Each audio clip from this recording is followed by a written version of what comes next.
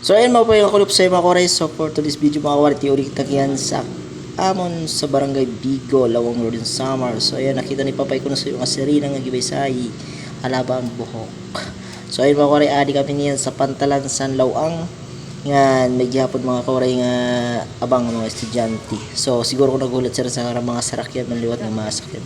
So ayun mga koray, titulang na kami. Yan, syempre pauli na kami sa among lugar. Shoutout sa inyo manulong nga gigapuy at tagayapas. So nakita niyo yung mga koray nga kaduroto sila nga tao.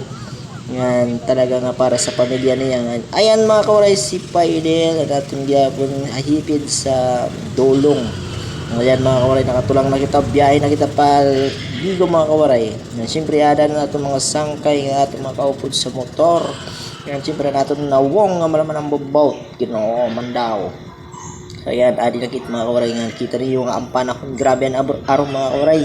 Pero carry lagi hapon mga kawaray. Laban lagi hapon si kuya sa kanya pag manulong. Ayan, kaupod ko si Papay Idil. Ayan. So, shoutout gyapon sa iyo mga kawaray. So, naton kandulong grabe yan. Palingay, so. Yan, so yan mga kawaray, adi nakit sa amo sa barangay Bigo. So, ayan yung sakyan mga kawaray. So, dilikit doon sa Procono. Yan. So, haliputin natin mga bigyan yan mga kawaray. So, patro na. Bukas.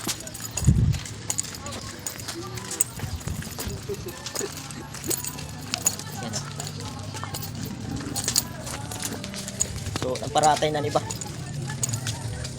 Paratay na baktin. Para bukas. Ayan o.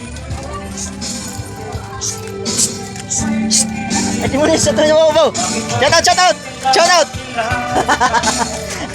So, yung mga waray, dala kitop to. Bye-bye.